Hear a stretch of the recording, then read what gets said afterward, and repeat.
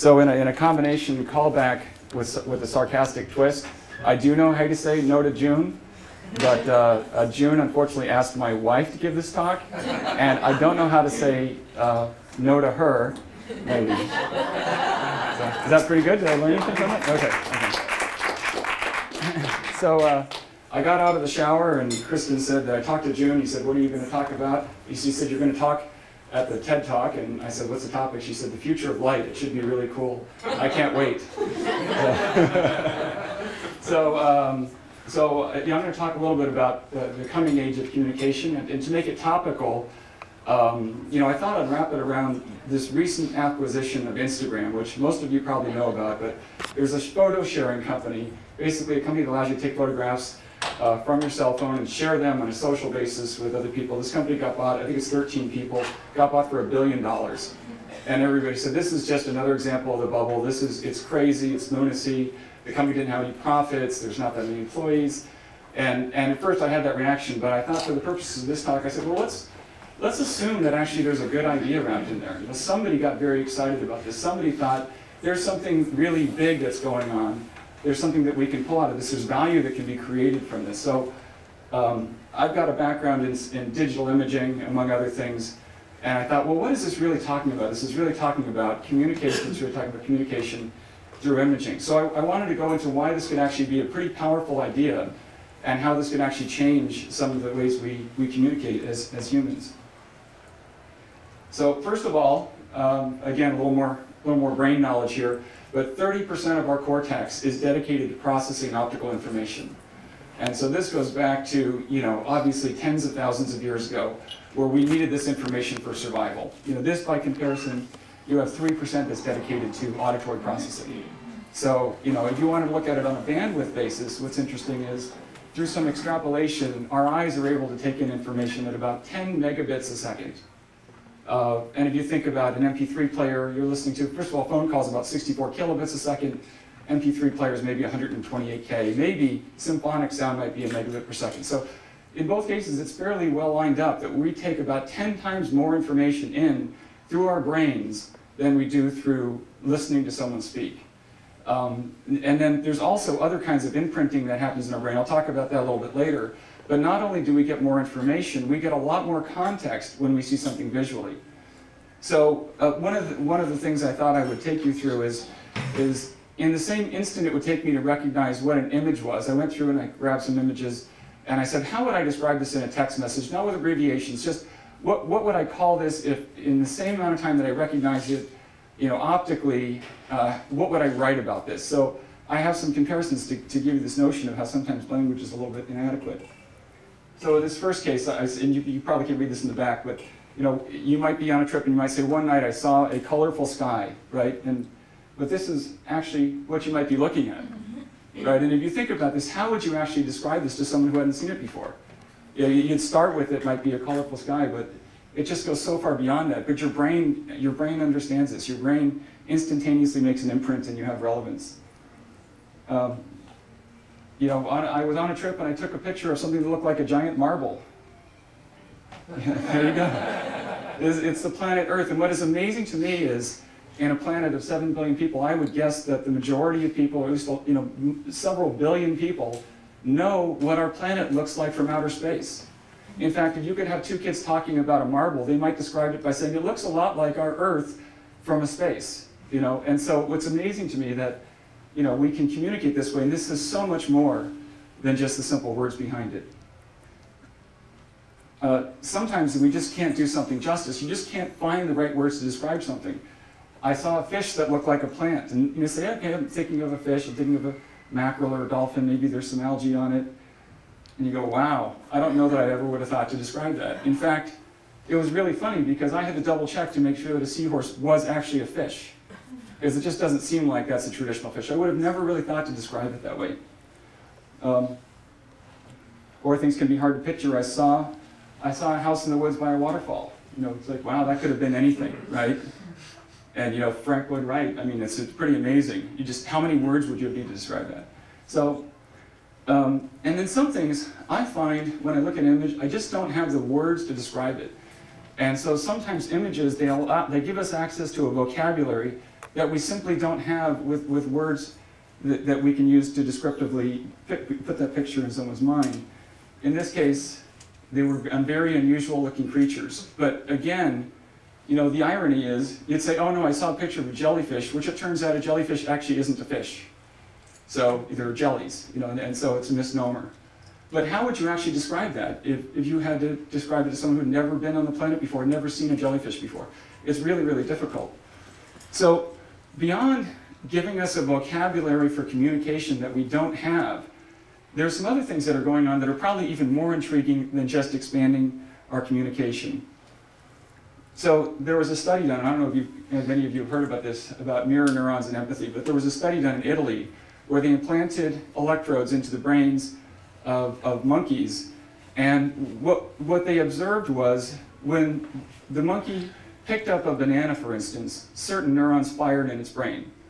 And then what was amazing is when a human went and picked up a banana, the same neurons fired in the monkey's brain. So what was amazing about that is those same planning motor neurons fired whether the person was performing the action or whether they are observing the action being performed. And you know, this is pretty amazing because actually what happens is the monkey is actually going through the same act whether or not they're actually doing it or whether they're watching somebody do it. So subsequent studies, and this was what was very interesting, is they weren't going to plant electrodes in human brains, but they did MRI studies and they found out that a similar effect was happening in humans, whether you're observing an action or whether you're performing an action. And to take it one step further, they noticed this with emotion. So if you watch somebody that's experiencing an emotion, the same parts of your brain fire as when you're experiencing emotion yourself. And so this notion expanded into, you know, this concept of mirror neurons. So when we actually see somebody experiencing an emotion, we actually have that same experience. And you know, it's funny because you think about how people will relate to one another. Somebody says, geez, and I'm going to be kind of optimistic about this. When they say, geez, you know, I had a really bad day. And they say, well, you had a bad day. I had a really, really bad day. But it's in a way they're kind of reaching into themselves saying, I'm trying to come up with a parallel experience because I'm trying to be empathetic. I want to know how you feel. I want to experience the feelings that you're feeling. And you can do this with imaging. So it's why we cry at movies, right? You can identify with the character. You feel what the person is feeling. Sorry. You can feel the victory, right? You become a fanatic. People just get insane. That they imagine that they're there in the batter's box and they're hanging on the winning shot or they're going to make the final goal. And they just get super excited. And you probably observed this, but people just get distraught when their team loses. I mean, it becomes very personal. This is not information that they got. This is a very personal thing that they felt and they internalized. So, you know, and then we also can do that. It doesn't have to be 100% something that we're experiencing. It could be a good friend. And if this isn't your dog, it could be that you remember the time that you had with your dog and how you felt at that time. And this is done through a visual image. If I were to describe this in words and say, I went to a park and there was a really happy looking dog, you'd say, oh, that's really great. What else did you do? But you see this and you go, wow, that actually makes me feel happy. It can also make you feel horror, right? You look at an image like this, you see the innocent victims of war. You identify with this as a parent. You want this to end. You don't want this to happen to anybody else. And you personalize it and you feel it. You see somebody you don't know and you want to help out. You want to know what's wrong, what's going on in this person's life. How can I help out? Wow, this person really looks like they're on hard times. And then there's sometimes you look at an image and you say, I want to know what to feel. Is this a wife who's welcoming her husband back from war? Or is this a wife who's being consoled by her husband's best friend because he just died at war? I mean, so a lot of times you want that tagline. What is this? Is this happy? Should I feel happy about this? Should I feel distressed? But these images can be very, very powerful, and it happens in a second. So now to wrap this back around to us and how it's relevant today and what we're going through and how we can use this information. If you think back a long, long time ago, obviously 17,000 years ago, these drawings were made in a cave in France, and you guys have probably all heard about this. But this is how we communicated abstract concepts in those days. So we had our primitive language, and you may want to use that as your portable language. You would leave and you would use your primitive grunts and whistles and you would describe the buffaloes and we're going to go hunting. And then it'd say, well, how many are there? 2 or are there 3? Do you want us to go to the right or the left? And after a while, it gets so confusing, you drag them back in the cave and say, look, this is what I'm talking about. And then instantly, okay, now I know. It's instant communication.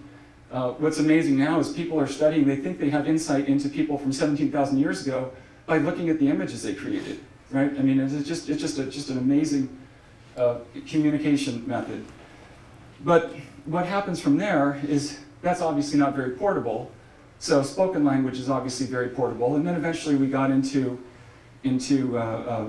printed language. But what happened from there was very interesting in that there was a few communication inventions that really changed things. So you had Gutenberg's printing press during the Renaissance, and what this was it wasn't the first printing press; it was the first reconfigurable printing press. So now you could quickly reconfigure this. You could create new media. You could create new communication. You could bring things to the masses, you could do mass distribution. It wasn't available only to the elite classes. So now everybody's having a conversation. During the Renaissance, one of the other powerful things was, Martin Luther translating the Bible into German, into the common vernacular of the people. And if you look at these 2 events in particular, they were very influential on the Renaissance. The Renaissance obviously being a period of awakening of our culture. I mean, a lot of people consider it going from this very, very dark, bleak time into expansion of science and art and music and exchanging of ideas, the Age of Enlightenment, which really began our modern era. And so the communication has been key to that kind of proliferation. And through the ages, then obviously we've gone to portable communication where you have telegraph, telephone, internet. One thing that actually has changed now is photographic or images were always the backup. You'd get the message on the telegraph that the train crashed, and then maybe somebody would go out there and make an image onto a chemical film, they'd develop it, they'd post it in the paper. Maybe a couple of weeks later, you'd see the image and say, "Wow, that's exactly what happened. I heard about that train crash. Now I can really see it." And there's been this latency, right? The internet was, "Hey, I posted some great photos. When I go home tonight, I'll go take a look at them." And I think the big change that's very interesting now is the immediacy. So you can now take an image, you can actually share this experience with somebody as it's happening. To the extent that you're having an emotional experience, you can share it with them. And what's really interesting and intriguing in some of the tools that I'm looking at with companies in the Valley is how do you actually have a conversation about the image? Here's what I'm experiencing, here's what I felt, and they can come back and say, did you notice this other aspect? Or here's a picture I took. Did you notice the things that were going on in the background? And the conversation now becomes more communication. So you're actually providing them the raw data. They're having their own reaction. They're having a personal reaction just like you are. And then you can have a personal conversation. And guess what? With these images, like I said before, it's perhaps with a vocabulary that you don't even have. You don't even know how to describe what you're experiencing, but you can share it. And through this kind of empathetic sharing, people can actually share this common experience. So, and if you look at how powerful on top of that, the digital camera proliferation, right? We're creating 1 billion cameras a year, slated, and that's just in the mobile space. If you add the cameras that we have for security and PCs and digital still cameras and the like, I mean, it's going to be 1.5 billion, going up to billions of cameras a year proliferating. Probably more cameras that are active than there are people. They may not be powered on all the time, but it's just, it's ubiquitous. It's completely accessible.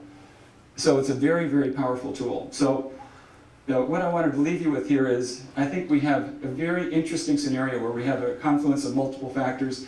As humans, we are hardwired to receive visual information.